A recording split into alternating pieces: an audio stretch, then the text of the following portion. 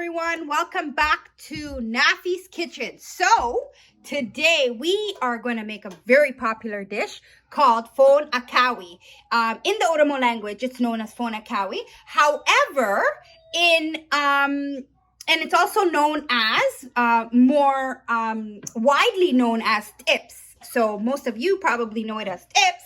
And it's a very popular dish eaten with injera, and it's made, it's like a beef, sauteed beef, with some onions, tomatoes. We have some garlic here, and then we have all our wonderful spices that really add that flavor into the food.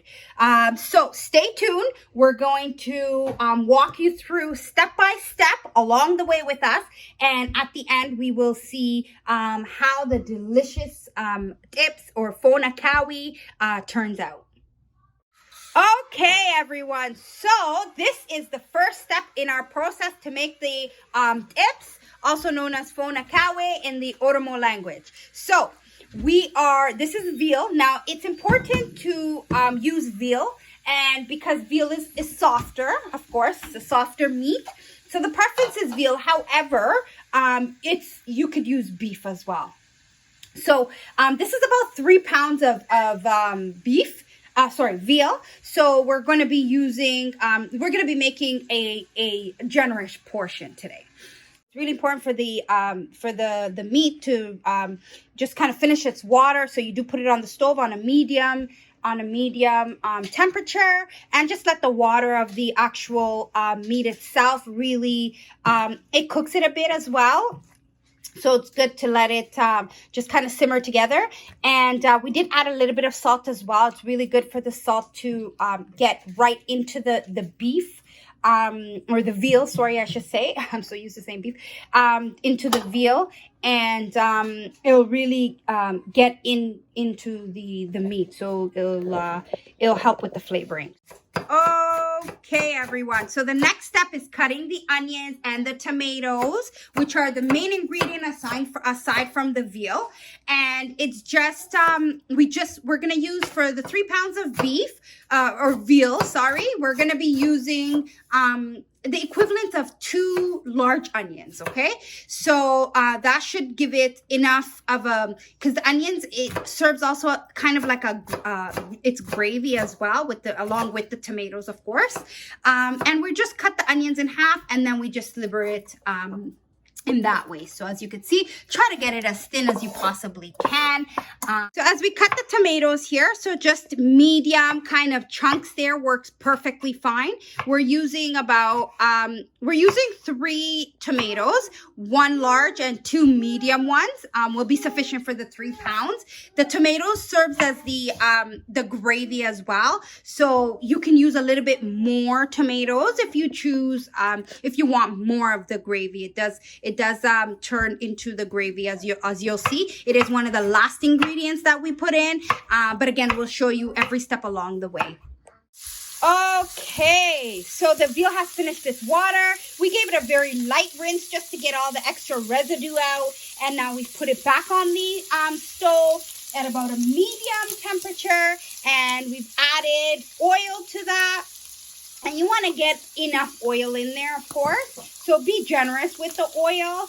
So next, we're going to be putting in the garlic. So the garlic, we freeze the garlic. So we pre-prepare it and just keep garlic. It's garlic, coriander, a little bit of oil and salt. We just blend everything together, and we freeze it in little cubes. And we put about 4 cubes in there, and you really want a generous amount of garlic as well, because that really helps with the flavor, bring all that flavor in. But you know, if you don't freeze your garlic, that's fine as well. Just fresh garlic will work. You know, about maybe 5 or 6 larger garlics will be perfect for this. And you can just cut the fresh one right in there, and it will be, you know, the same effect. So the next step is, and one of the most important, is the barbaree. So the barbaree is it's a paprika. It's like a paprika, so it's a dry chili pepper, grounded dry chili pepper essentially is what it is. And this really gives it its distinct flavor. So the barbaree really is gonna get in there along with the garlic, the oil, the salt we had previously put in there, and we're just gonna let those flavors marinate together. So we're just gonna let the flavors really marinate together, the garlic, the oil, the beef, the salt, and then we're gonna put the spices in right now. And the spices are a blend of spices, and they're usually a very staple in any of the dishes that we make in the Oromo culture, Ethiopian culture. A lot of it stems from the spices, of course, and it's a blend of spices. So it's cardamom, black cardamom seed, coriander, cumin, and some black pepper. If you would like, you can add in, which we did. And we just blend it. We pre-blend it and we put it, and we have it in our container, and we just use it as needed for each of the dishes that we prepare. So now we're just gonna let this marinate together for about 5 minutes. And then we're gonna be adding the onions in. Okay, so it's time for the onions. Onions are in. We're gonna give it a nice mix together. Stir it, really get all the onions all mixed in there with all the other flavors. And we're gonna put the lid on. We're going to turn down the heat a tad bit to between medium and low. And we're really gonna just let this cook together for about 5 minutes again, or so.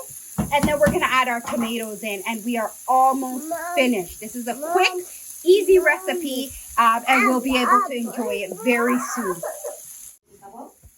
Okay, so now it's been about just under 5 minutes since we put the onions in. So as you can see, it's softened up the onions. Everything is looking great. All the flavors are marinated together. And it is time for the finishing touch, which is the tomatoes. The tomatoes will it'll make it, because it's a little bit dry right now. And you know, some people do enjoy it like this. It's called more of a zilzil. This way, however, or a drier tip, but this tips here is I tips, gives it a little bit more of a sauce. So we do add tomatoes in, and it'll really be able to soften up your injera that you're gonna eat it with, or your bidena, as you'll see when we're ready to eat this. But we just mix this in about another 5 minutes, and it will be ready to perfection. Okay, so now we are finished. This is the finished product. Everything's so marinated well together and cooked right through. You don't want the meat to be too overcooked, of course. You just want it to be nice and tender and soft. And of course, using veal does help.